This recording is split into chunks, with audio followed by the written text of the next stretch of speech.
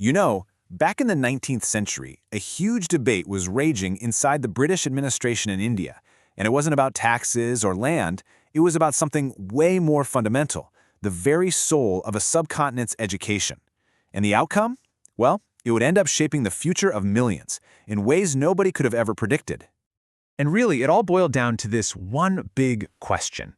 When you're ruling a massive ancient civilization, what's your job exactly? Are you a custodian, there to preserve its traditions? Or are you a catalyst for change, bringing in your own systems because you think they're better? And look, this wasn't just some abstract philosophical debate. This was a real policy question that had some of the sharpest minds in British India completely divided. So, in the beginning, the British East India Company was all about being practical. Their main goal was to trade, to govern, and to make sure their power was secure. They weren't there to start some kind of cultural revolution. They figured out pretty quickly that to rule India, they first had to understand it. And the guy who really set this early policy in motion, that was Warren Hastings.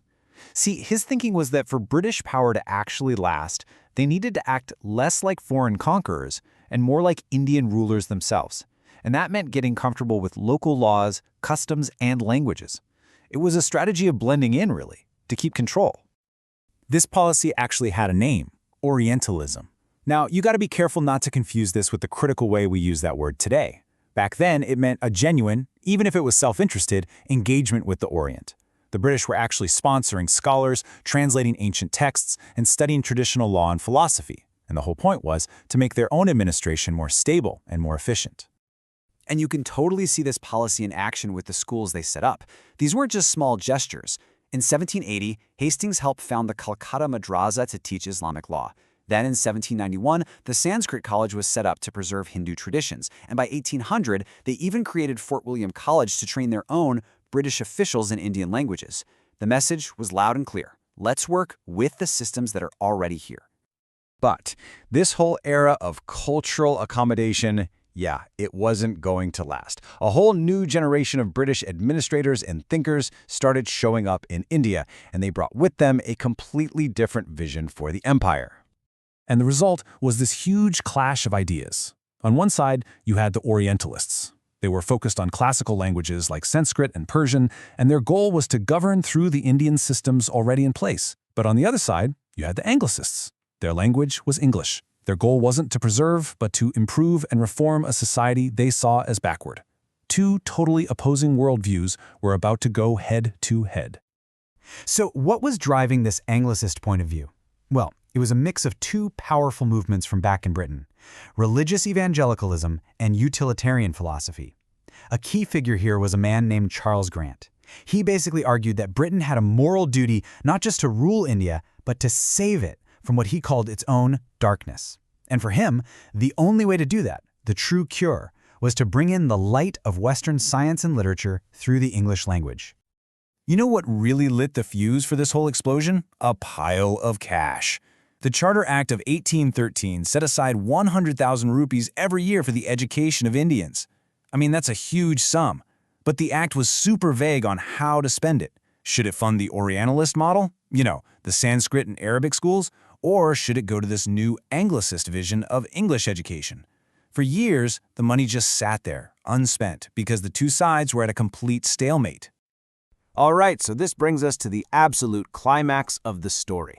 This deadlock was finally broken by one man. He wrote this brilliantly argued, incredibly powerful, and, let's be honest, deeply controversial memo that would settle the debate for good. And that man, his name was Thomas Babington Macaulay. He was a brilliant writer, a new member of India's Supreme Council, and he'd been in the country for less than a year. Can you believe it? But he had zero doubts about what needed to be done. On February 2, 1835, he laid out his argument in a document that would literally change the course of Indian history. And his argument was just devastatingly effective. He used this incredible historical analogy. He basically said, hey, remember how rediscovering classical Greek and Latin pulled Europe out of the Dark Ages and kicked off the Renaissance? Well, English language and thought will do the exact same thing for India. He wasn't just offering a new language, he was offering a total rebirth. In this line, it's probably his most famous, and it lays his goal out there crystal clear. He was brutally honest. He knew the British couldn't possibly educate all of India's millions. So the goal was to create this small class of native go-betweens, people who were, quote, Indian in blood and color, but English in taste, who could then act as interpreters between the rulers and the masses. So yeah, Macaulay's argument was a total win. The Governor-General, Lord Bentinck, was completely sold, and the new policy was put in place fast, like really fast. From now on, all government money would go to English education, and that's it. The government stopped printing traditional Sanskrit and Arabic books, and support for places like the Calcutta Madrasa and the Sanskrit College, gone. The Orientalist era was officially over. But okay, this big decision wasn't the end of the story. Not by a long shot.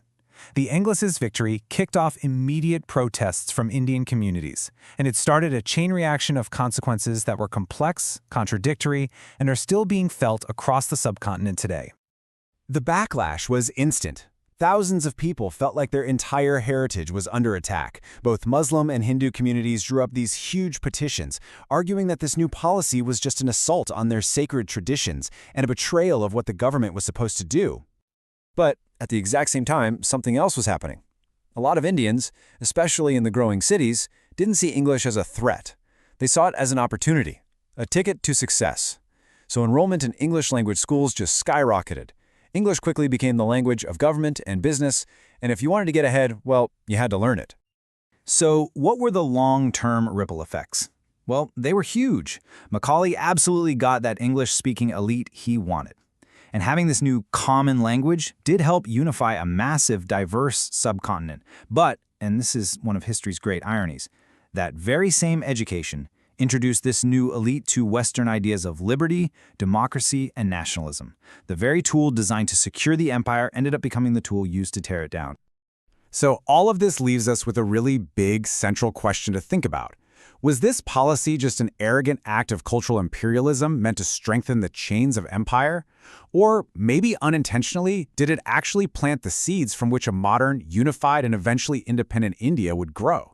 It's a debate that, in a lot of ways, is still very much alive today.